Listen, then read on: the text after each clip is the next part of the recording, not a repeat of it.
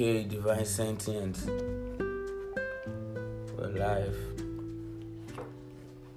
Welcome to Divine Sentient Podcast. I'm your host, Teddy Ortega. And today we'll be on a journey with Cosmic Enigma. So, welcome everybody. Yeah, prior to today's session, I think the entirety of our topics was already destined right from the initiative process. Yeah. So one of those destined topics, and when I mean destined topics, I mean topics that we were bound to talk about eventually, even if not earlier itself, was this issue of mental health awareness. You understand? So it's something we got to be very vicious about in our knowing, because it's ravaging through the minds of both adults, teens, and children, and even elderlies as well. You understand? So firstly, we're going to begin by defining. First, before you kill your enemy, you first got to identify your enemy. So let's identify what we're pointing to kill today. So we're talking about mental health, and what's mental health? Mental health, as defined by the Oxford Dictionary, mental health refers to our emotional, psychological, and social well-being, which thereby affects how we think, feel, and act. It also impacts how we handle stress, relate to others, and make choices. Alright. That's a brief definition of mental health. From the definition, if you are rapid in your catch-up process, you understand that this is something that has to do with the entirety of your being as a human. Because from the definition, when you hear words like emotional, psychological, and social well-being, you understand only from the definition alone that this is something that touches every aspect of our lives as individuals. Our psychological self, which is our mental, our head, our state of mind, our head space, and how it's faring. Then our emotional status, like how we're feeling emotionally. If are we down, you understand, different type of emotion, happy, sad, or whatever. But all of that is encircled in the emotional aspect. Then you talk about your social well-being. Social well-being, from the word social, you know that it has to do with relations, your relations with other individuals, either in your nearby environment, vicinity, or on a global scale like online, you understand, and even your family, you understand, and stuff like that. So it's something that is really important. That's something that it affects it affects like a vast amount of each and every one's our lives. And funny enough, it's something that I think that a lot of people do talk about it. So let's not make it seem like okay, it's not a widespread topic already, because there are countless topics online about mental health and stuff like that. But I just feel like you can never preach about these kind of things like too much, because I think with the rapid growth of population and civilization, I think it is ever more paramount that we embark on such journeys to even bring to light such things, because with the growth at which civilization is experiencing, I think if a handle is not, what I mean by handle, like a mental handle, you understand, like on our mental health, if it's not put there, I think we'll find a lot of new generationists or generationals. Let me just put it like that. Like this new set of individuals in new generations. You understand? They will have a really tough time, like with getting to bounce and getting to ground with what mental health actually is, and they might even lose their senses even before trying to fathom what this topic is all about. Because imagine you go nuts before you actually even get to realize that you have to keep yourself from going nuts.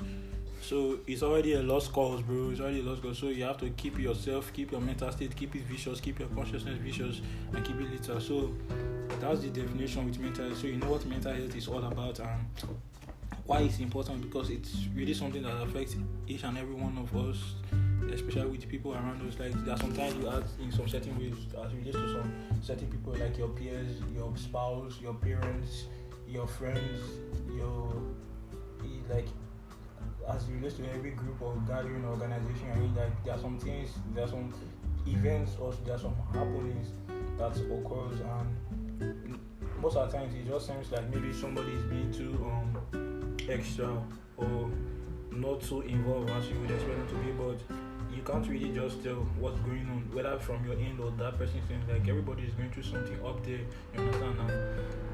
And most people just feel like it's only financial. It's not financial. Maybe if like what I'm trying to say is that like when we talk about all these kind of things, most people just feel like maybe it's just maybe like financial. Like there are so many problems that one could face that's not even financially related. And the worst of all is even this mental health, because see, if you're not in the right state of mind there, bro, see, nothing about your life will be stable. So it's not even about, if you're not in the right state of mind, how will you then work? How will you then also, how will you then relate with people? No matter, okay, if you have to work, how will you then be successful in the relations of your workings? You understand? Because if you're not stable up there in the head, or if your mental health is deteriorated, you understand, how will you be able to be efficient and excellent in your job too for optimum output? You can't now. What are you telling me? You can't. So it's just something that you just need to be focused about, and something that you just need to be certain on. Your mental health. Mental health is very important. Important in various ways. As I listed, your physical well-being. You understand? Physical well-being, your relationships. Just like you said, your relationship, it affects your productivity. It's very important for resilience and for reducing stigma.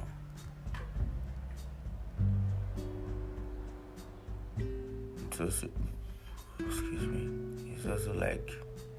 it's also a personal fulfillment when you understand and prioritize your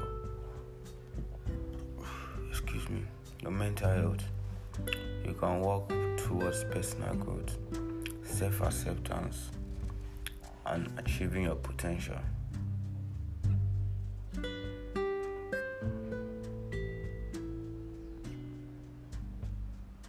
Yeah, I second that personal growth aspect, because as for me, at one point in time, my mental health wasn't about my social relations. It was just about the personal growth, because I saw that it was these were steps that I needed to take in order to be socially grounded. Let me not say socially grounded, in order to be individually grounded, you understand? Because I found myself like what's the word? Like sometimes I find myself subjected to like external emotions, like from third parties or second parties. Let me just say second parties, like things that I had no control over, you understand? But at a later point in time, I started to realize that the problem wasn't actually from those second or third parties. It was just an internal problem, because I was the one thinking. I was just this one thinking whatever was going on in my head was just going on in my head, you understand? Whatever negative state I was in, whatever negative feeling, or whatever state of mind I was in, whether I was being anxious or whether I was depressed or sad, or you understand, I was suffering from traumatic stress or disorders or any kind of stuff like that, was just always in my mind. And to just, before going further, I would just like to say that our talks let our talk not make it seem like, okay, this is something trivial, this is something that that is so easy to conquer, you understand? In as much as it is not hard, because let us not make any impossibility of anything for ourselves, you understand? But we understand that this is something that takes time, you understand, to come to understand. Like it takes time for you to understand that you even need to have such a mindset. Then you now have to cultivate the mindset. then when you have cultivated that mindset, that is when you can always carry on that process of self-evaluation.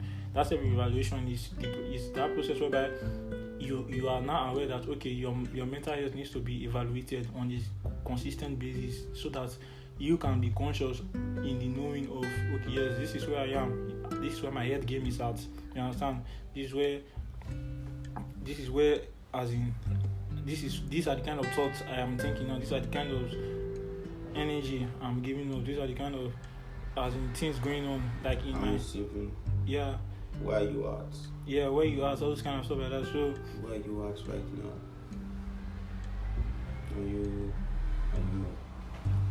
Are you grateful for the things you have? Are you content with what you have but still hungry to achieve more?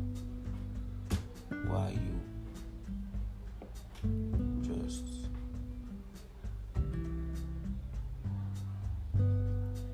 get rid of all the noise in your head and stay calm and be aware of yourself? Be aware of your thoughts, your behavior, how you respond to people, how they respond to you. Take note of everything. Observation is the best form of education, right? Yeah. You observe you observe the traits and the characteristics you're exhibiting, then you know, okay, yes, this is this really how I'm supposed to be acting? Is this really what's supposed to be going on? Or is this an acceptable way of being, or an acceptable way of living? Is it the norms? It's not the norms now.